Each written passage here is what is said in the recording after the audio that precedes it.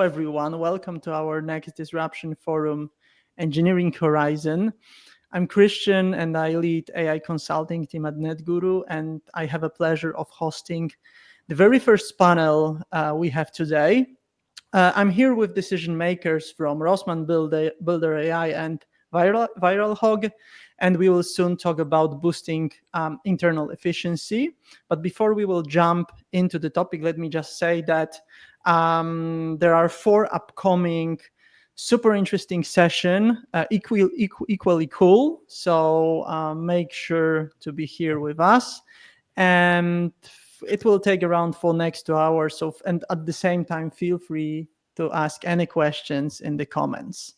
So jumping into the actual first session, we have Barbara, Karol, and Josh today.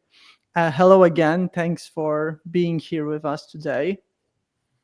Hi, hello. So yeah, let's do the first round. Maybe, Barbara, you can tell us a little bit about yourself. Yes, so I am Advanced Analytics Manager at Rossmann Poland, and I am responsible for, let's say, 2 fields. One, data science and AI. Second one, data governance in Rossmann. So, of course, I work with business people and technical people.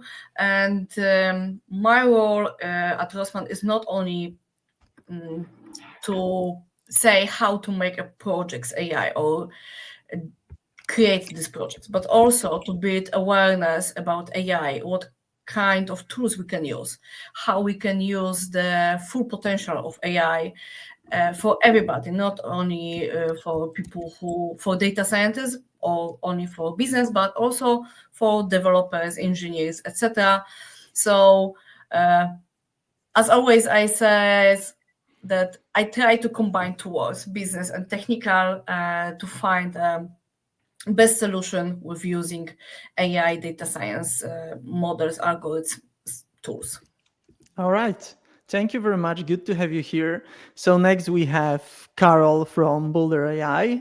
Hi, everyone. So I'm Karol Blaszczyk. I'm a director of engineering at Builder.ai. For over a decade, I've been passionate about building software, designing architecture, help to grow and lead distributed teams, often geographically. And I've tried to grasp an understanding of how I want to build and solve world problems with technology. So in Builder, I'm trying to make building apps so easy that anyone can do it. Right, sounds super interesting. And we have also Josh. Hi, everyone. My name is Josh. I worked as head of engineering over at ViralHog. A lot of what I did was hiring and managing the engineering team there. Also building a lot of depth, interdepartmental depth within the engineering part of the company, as well as the IT side, DevOps and whatnot. And yeah, the implementation of new technologies, new frameworks in our code base, as well as any sort of AI that I deemed could be of use to us. So yeah, just kind of managing that whole side of the technology side of the company there. All right. Thanks for being here. So today's session, we have around 25 minutes more, will be mostly around boosting internal efficiency. So I guess that last 2 years was quite amazing. It's at the end of the day, it's all about the efficiency in the organization, right? Backing to the original roots. So this is like the question to everyone.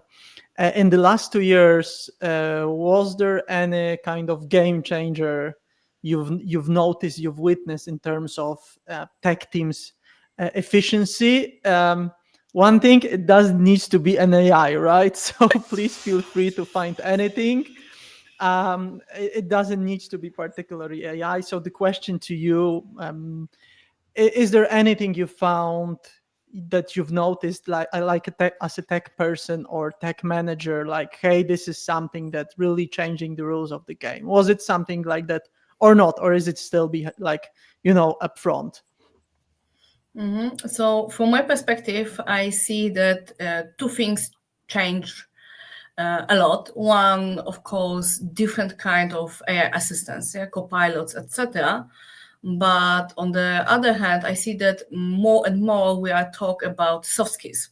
That developers, different kind of developers, are aware that they need to communicate with business users. They need to understand what they need.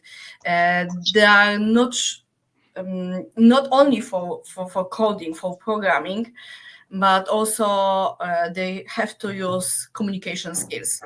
Maybe it is also because of AI that because when we talk about AI tools, we talk that, okay, now we have a wonderful technology, but we need communication skills, to write prompts, for example. So when we combine communication skills and different kind of AI agents, AI assistants, I think that developers, engineers are more productive than 5 years ago. Okay, that's very interesting perspective, because you're saying that before, if we live in a little bit silos between the technology and business, so we have these multiple roles inside the organization, product management, project management, to streamline the actual communication between the teams. Now, communication is even more important because we use this natural human interface to communicate with AI. Very interesting. So what's your perspective, Karol, Josh? Is there anything you've noticed like, hey, this is something different for now? Doesn't need to be an AI. So I would add to the Barbara's point that building software is a social team exercise. We cannot build it alone. We need to understand the whole system. However, one thing that changed for me in the last years is adoption of continuous integration and continuous delivery, pushing faster with giving more trust and ownership to the developers themselves, allow them working in pairs. Like that, I found give the biggest efficiency boost. AI is as a supplement, yes, but those engineering practices in the first place need to be met in order to utilize those tools in full power. That's very interesting perspective. I guess I'm hearing that for the first time, but it really makes sense in terms of when we will move into constant integration, constant delivery with AI-driven tools, right, where we can be more aggressive in releasing new version of software or new products. It definitely will put this kind of heavy lifting also there. So what's your perspective, Josh? Did you found anything specifically interesting in terms of last 2 years? Yeah, I mean, I think that there's a lot of things that have been interesting, but for me specifically, a lot of like what I focused on is, optimization and increasing efficiency of pipelines. I agree with Karol, like continuous integration, continuous deployment,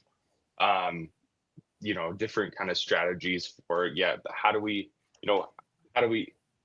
get an idea or a product idea from conception to like delivery, like what's the fastest path there. Specifically for me, a lot of what I've integrated in my team was it's a little bit on the basic side right now, but just plugins like utilization of Tab9 or Code.ai. A lot of what I found it really useful for in our IDEs were like code prediction was really interesting.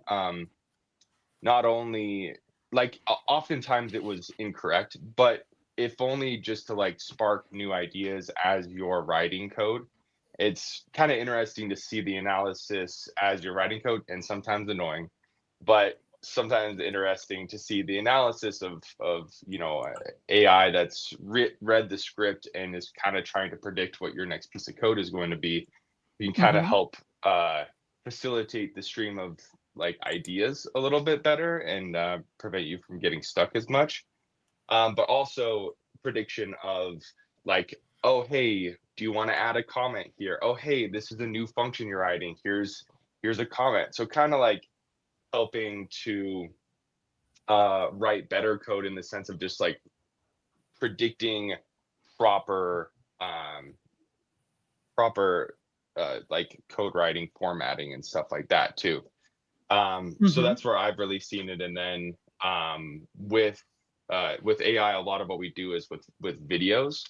So, we're talking about video analysis. That's huge with AI. So we've been implementing in-house AI to run through videos that are submitted on our platform for automatic tagging, automatic, even up to like prediction of what a viral video is, so stuff like that is really interesting. So yeah, that's totally also different perspective. You mean how actual tools evolve through the AI, so it makes using those much more efficient, right? Which leads to actual efficiency. Yeah, very interesting perspective. So in terms of Barbara, what you started, because you have a huge experience in large scale organizations, I was wondering, you make this very interesting webinar on implementing actually AI in the large scale organization, which I guess Rossmann is also. I'm not guessing. I'm sure it's a large scale organization. So when you decided to implement, let's say, AI, right, in the large scale organization, how it actually translates to engineering teams? Is it like similar as everywhere, or is it something very specific? I think it's totally different, and this not depends on the Rossmann, but I worked with engineers which work in totally different companies, if, for example, in fintech. And I see that general engineers are early adopters AI. Yeah, because it's like, let's say, a new toy. Yeah, something very interesting, something new for them, and they like to try. Yeah, this I think it is much easier for technical people to start with AI, different kind of tools, than for business people. What is a little bit funny, because Gen AI is very, very easy because you use your natural language, especially when you speak English. But engineers has much more smaller barrier to make a first step to AI, and they want to try. And engineers like to make, not so much. The perfect code is when you write a few words and it works, and it makes a lot. So when you can use some tool, and this tool make your job easier and faster, is a perfect solution. That's why I think that I saw many times that engineers were first people, of course, besides the data scientists, who used Gen AI tools, Gen AI assistants, etc. And they don't have fear. Yeah, business people have a lot fear about Gen AI and AI tools. And for them, it's much easier because it's only a new plugin, new tool. So they learned a lot during last 10 years, then can learn an additional one tool. That's why it's easier and for them to understand it and use it. So when it comes to actual adoption, I'm very curious about your experience, because when it comes to actual adoption, did you find that, let's say, a regular engineers, I'm not saying data scientists, machine learning engineers, did you find that the adoption by the regular software engineers is really high in from your experience, or is it like, and if it leads to actual boosting internal efficiency, so are they happy to use actually AI on their day-to-day job? So from two perspectives. One, yeah, they are happy. I see that many developers want to use it, and they're very curious about this technology, and not only AI Copilot, etc., but other tools to do something with AI. But in huge companies, they have many limitations. Yeah. Because if you want to use some kind of tool, you need to check it with cybersecurity, you need to check it with law department, etc., etc. You have some kind of rules. That's why very often they need much more time to try a first generate tool than in small companies.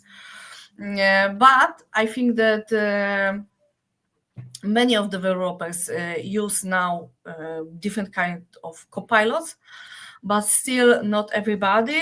Sometimes it depends on the company, sometimes it depends on the department, sometimes it depends on the, let's say, leader who show them that, okay, you can use a copilot, it make your job faster and easier.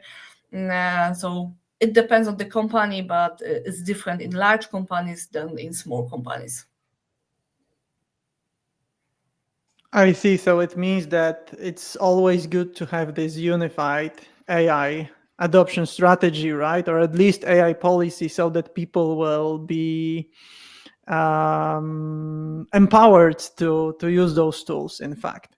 So jumping to Karol, because Karol, you're representing very specific product that's to some extent, let's say, promise supports in the internal efficiency process. So maybe you can tell us a little bit more on actually, how Builder.ai is addressing that and what kind of problems you guys are solving. Yeah. So we try to build this new generation software delivery pipeline, as I like to think about it.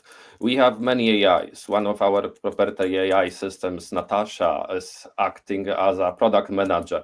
She can recommend you features that you need based on the application that you're building.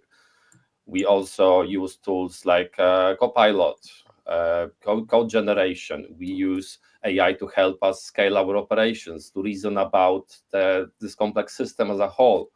Because no one can understand how the whole system works, and they are helping us tremendously to gain that access to the knowledge that was prior unavailable for ordinary users that don't have vast domain knowledge. Things like merge requests using analysis, using AI, quicker feedback for the code to higher ups to understand which system will require attention. So AI have changed drastically how we approach the whole pipeline. We need to also be aware that it's good to use AI-generated code to build cute mobile applications, websites. But if you have to build a high-performance trading system, I wouldn't recommend. That totally makes sense. So actually a little bit addressing on your last sentence, what are the threats, right? What are those negative parts on actually the AI development? So the thing that I like to think about is, do we make cars look like horses? We are very accustomed to build things in a certain way. We don't know what good looks like in those AI systems. Should we make those prompts to reflect our workflows? Are we building things the new way or this old school way? I think we are at risk of discarding incrementalism as AI is built and implement code in vast different way than we do. We at least the good programmers like to do small and changes and evaluate them quickly. AI gives you loads of code, and if you ask the same question with the similar requirements, it might give you completely different code. So reproducibility becomes a problem. We as humans, we learn as we go, as we build organically the system. And AI might hide that before us. We might not understand it in the future. So we need to figure out how to maintain control, as at some point, I believe this AI will start talking to each other and we will not understand the code anymore. Yeah, I guess that this is one of the most addressed issue lately around how far we will go and not understand the actual machine code anymore. So jumping to Josh, because Josh, your perspective is also super interesting, because you are not only building product for a product, right? But you are delivering the entire platform for content creators. right? So I was wondering, what's your perspective, since your technology is still a little bit on the background, right? It's not the product by itself. Right. So I was wondering, how do what's your patterns for adopting this internal efficiency tools? What's your idea on that? Yeah, I mean, I think like right now, obviously, right now we just have the plugins for our IDEs. Those are really helpful, but we have plans in the future. A lot of what I've been playing around with is, a self-hosted kind of AI system for writing code tests in-house, reviewing code, stuff like that is really interesting. And I think it will become, I kind of see a lot of companies out there that have, that are kind of selling an AI service that's, basically your own training, your own AI from scratch, hosted on their servers and whatnot. And it trains just on your code. So obviously the security aspect, because the security part of it is something that I've always been really concerned about and have always put at the forefront of a lot of my decisions. So, looking into having our own internally hosted on-prem AI for building into our development and deployment pipelines. Very, very interesting. Also, kind of the sky's the limit with that. If you can, build and develop a good model, you could run your code through DDoS attacks, cross-site scripting attacks, pen test attacks, stuff where maybe a computer or maybe even the people who are writing the test can't predict what the next test or what the next attack will be like. And potentially you could be running your code before deployment through a system that can predict human activity, predict what the next attack is going to be. And that's pretty interesting, and something I really look forward to exploring. But I also think that in my experience, a lot of our use and a lot of my personal use of AI for writing code is very similar to how I was developing before AI, in terms of when I have a problem, I go to multiple sources to try to get background information. I try to learn. I try to see what other people have done, see the model. Oh, this is what this person did in this area. How can I then understand that and apply it to my situation? And a lot of how I have used AI so far is very similar to that. And still I do use search browsers. I still use Google. I still use, I use ChatGPT and Tab9 in my IDE and Google, and it's still a lot of different sources to try to build a fundamental understanding and background of an issue that I'm having, and then once I understand it from multiple sources, applying it. So right now I'm still me and my team, and I see this for my team as well, we do use AI is really, really interesting, and it is a helpful tool, but we still have that fundamental understanding that we need to build our own background knowledge first, use AI to understand our issue, but make sure we understand our issue first and then apply our knowledge to the situation or the problem. So you mean that actually it's getting back to the original problem understanding rather than just building the solution, right? Yeah, and I think fundamentally, because ultimately I think as of right now, for most people and most companies, the buck always stops with a person. If you use AI generated code and you submit, a pull request, a merge request, and that gets merged in and it breaks something, that's still the person's fault. It's not the AI's fault. So, I think using all of this new information and this new way to understand problems is amazing. But in my experience, and personally, I still get it from a lot of different sources in order to construct what I think is the best flowing code that I can. Mm-hmm. Thank you very much. Very interesting perspective. So, since we have like 4 minutes more, my last question again to all of you was: you already review what was a kind of game changer previously for you, and I'm like usually I'm asking this question: what do you think will be the next thing, right? How do you see like those trends where modern C-level executive or a tech manager should focus on in like next 2 years? What should be the actual angle? What should be the actual point of interest of this person? What do you think, Barbara? Like what's your bet?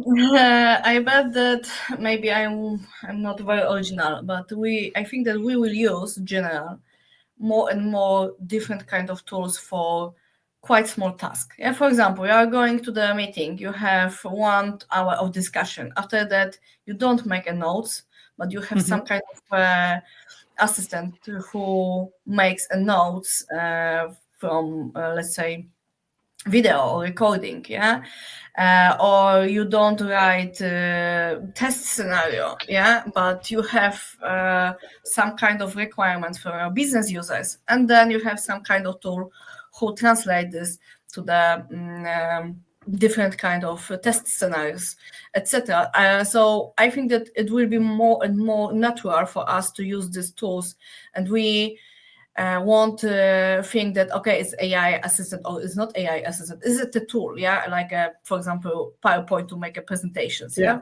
the tool we will have to make something, and we'll use this. And even for engineers, because they don't work only with code, they work with requirements, they work with different kind of Jira tool or something like Jira. And for them, this will be another tool to make life easier. Mm-hmm. Thank you. So, Karol, what's your bet like for what do you think we will focus on, or a modern manager, tech manager should focus on in the next 2 years? Yeah, I think we should focus on acceptance testing, putting the system that we're building in the deterministic state that we can check with using tools like BDD and be able to see and understand if it does what it's supposed to, even if we don't understand how it does underneath. We already don't, because developers make so many decisions, and we need to see if the system will do what it does with those incremental changes, like AI or not. You will see the float of AI code that is being implemented. We need to stay in control of the whole system Thank you. It grows and evolves. Yeah, thank you. Very interesting. So, Josh, what do you think? What you would like, people to focus on next 2 years in terms of engineering management and boosting efficiency? I think a big thing will be like transparency and communication to employees, as well as assuring, team members and teammates, because, there's so much hype around, like AI taking over engineering jobs. Like we'll just bring it out in the open. And I think that that's kind of something that shouldn't be we shouldn't be afraid to talk about. We shouldn't be afraid to be realistic. We should bring it up to our bring it up to your manager, or managers reach out, affirm the engineers. But I think the reality is that we will see more and more of the duties of engineers be replaced by, a lot of the low level engineering with like AI systems in the future. And I think that we shouldn't be afraid of that. Things will change and it will just transition. Like we shouldn't think of it as they're taking our job, or okay, these duties are now being taken over by some automated system. Now, what do we do now? What is your time now freed up to do for the future? And just having a very transparent mindset and a very open discussion when it comes to that kind of thing for the future, because that's something that will be, engineers will be kind of like afraid of, and maybe it'll be a taboo subject to bring up. But affirming them that, jobs will just change, like it'll just be a transition. And that I think will be important. Yeah, Thank you very much. Thank you all. Very interesting perspective. To wrap it up, we discuss a lot around communication and building the actual culture, I can even say, for the engineering teams to use those operations and still, how it will impact constant integration, constant delivery, but actually how we should boost the efficiency through the internal development tools, because we like it or no, more and more competitors will use it, right? So thank you very much. Thanks a lot, Barbara, Karol, Josh. It was a big pleasure to have you here. Thanks. And see you next time. Everyone. Thank you. See you. Thanks, Bye. guys.